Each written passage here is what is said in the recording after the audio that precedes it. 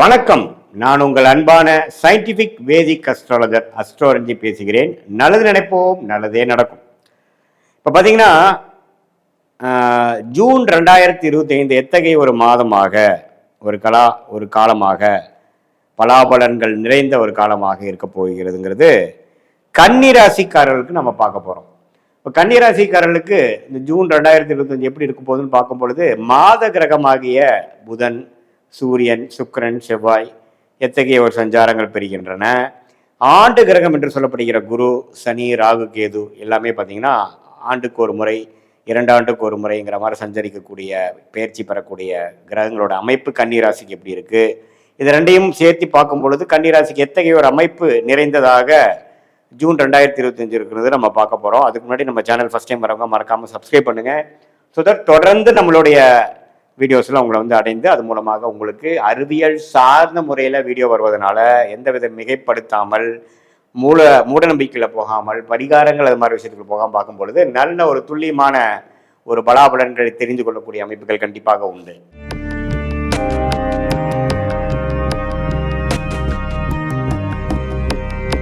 அந்த அடிப்படையில் இப்போ கன்னிராசிக்கு 2025 ஜூன் மாதம் எப்படி இருக்க போகுதுன்னு பார்க்கும் பொழுது குரு பார்த்தீங்கன்னா 10ஆம் இடத்துக்கு 2ஆம் இடத்தை பார்க்கிறார், 4ஆம் இடம் என்று தன்னுடைய ஓன் வீட்டை பார்க்கிறார், 6ஆம் இடத்தை பார்க்கிறாருங்கிறது இந்த வீடு, வண்டி, வாகனம், பண புழக்காட்டம், கடன் மூலமாக பணம் வருவது அல்லது நம்மளோட ஓன் மூலமாக நம்மளே சம்பாதிக்கிறது, ஒரு கேஷ் ஃப்ளோ இம்ப்ரூவ் பண்ணுறது அப்படிங்கிற மாதிரி நல்ல பலாபலன்கள் நிறைந்ததாக ஒரு அமைப்பு குருவோட சஞ்சாரம் கன்னிராசிக்கு வருது.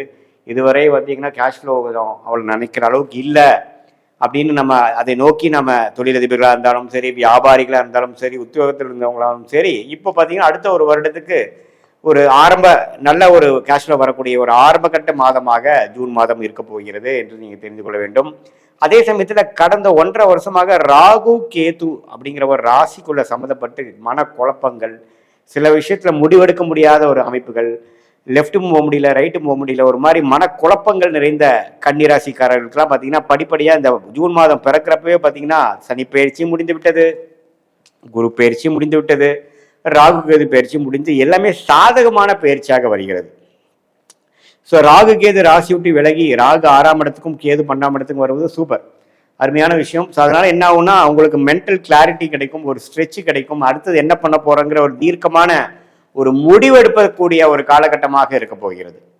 ஸோ அடுத்து வரக்கூடிய அதே மாதிரி சனி பார்த்தீங்கன்னா 6ஆம் இடத்திலிருந்து ஒரு ஓய்வை கொடுத்து கடன், நோய் எதிரிகளை கட்டுப்பாடு கொண்டிருந்து 7ஆம் இடத்துல அதிக உழைப்பு, அதிக உத்வேகம், புதிய தொடர்புகள், இதுவரை நம்ம ஒரு ஒரு முயற்சி எடுக்காம அப்படியே திட்டு மேலே உட்காந்துட்டு காலை தண்ணியில் நினைச்சிட்டு கிணத்துக்குள்ள குதிக்காம அப்படியே யோசனை பண்ணிட்டு இருந்தவங்களாம் இப்போ குருவாரன்னு கூச்சிருவாங்க, வேலையில இறங்கிடுவாங்க, முயற்சியில இறங்கிடுவாங்க, ஜெயிப்பதற்கு என்ன வழின்னு பார்ப்பாங்க, ரியாலிட்டிஸை ஃபேஸ் பண்ண போயிடுவாங்க. ஸோ அந்த அமைப்பு தான் சனி 7ஆம் இடத்துக்கு வருவது. கண்டிப்பாக அது ராசியை சனி பார்த்தாலும் அது கண்டக சனி என்று சொன்னாலும் அதுதான் ஜாதகரை உத்வேகப்படுத்தி அடுத்த லெவல் வாழ்க்கையில வேணுங்கிற ரிஸ்க் எடுக்கக்கூடிய அமைப்பை கொடுக்கக்கூடிய ஒரு அருமையான ஒரு பயிற்சி தான் அது. ஸோ இதெல்லாமே ஆண்டு கிரகத்தின் அமைப்பு ரொம்ப நல்லா இருக்கு. அதே சமயத்துல புதன்கிற ராசி அதிபதியே பார்த்தீங்கன்னா ரிஷபத்திலேயே மாதத்தின் முதல் வாரம் இருந்து அதுக்கப்புறம் பார்த்தீங்கன்னா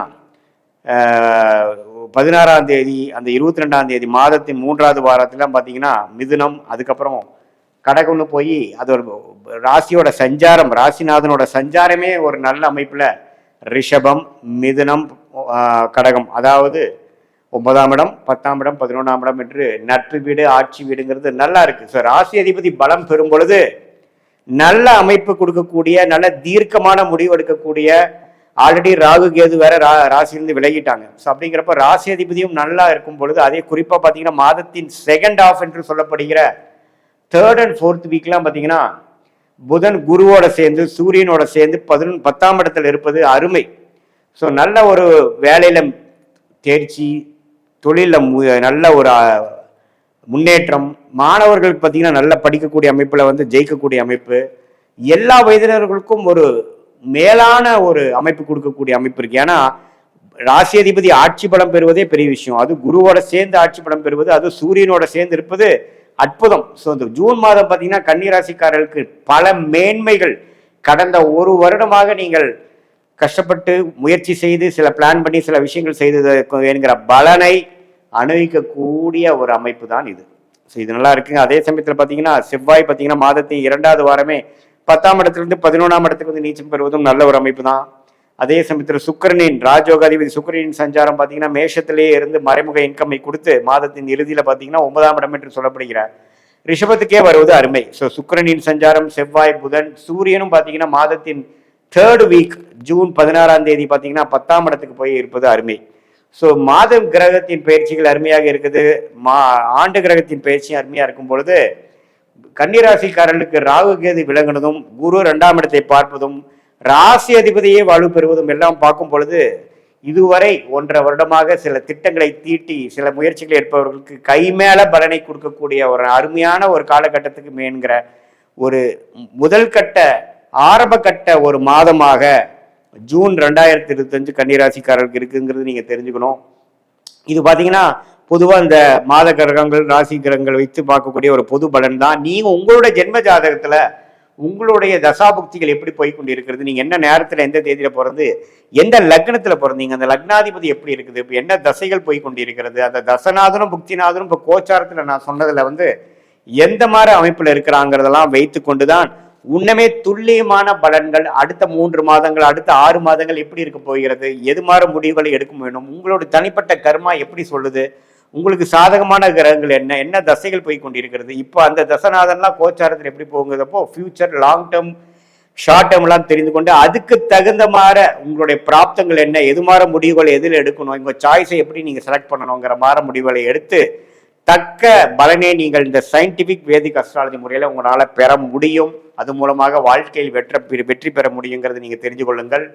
எல்லா ப்ராப்ளத்தையும் நீங்கள் சால்வ் பண்ணி உங்களுடைய கர்மாவை நீங்கள் தெரிந்து அதுக்கு தகுந்த மாதிரி வாழ்க்கை திட்டத்தை நீங்கள் தீட்டுமையானால் அது மாதிரி நீங்கள் பிளான் பண்ணீங்கன்னா கண்டிப்பாக வந்து வாழ்க்கையில் ஜெயிச்சிடலாம். சமய விரயங்கள் வீண் பண விரயங்கள்லாம் தவிர்த்து நம்ம வாழ்க்கையில் வெற்றி பெறலாம்ங்கிறதை தெரிஞ்சுக்கணும். இது ஒரு பொதுவான ஒரு கோச்சார அமைப்பு பலன் என்று நீங்கள் தெரிந்து கொள்ள வேண்டும். மீண்டும் மற்றொரு காணொலியில் சந்திப்போம்.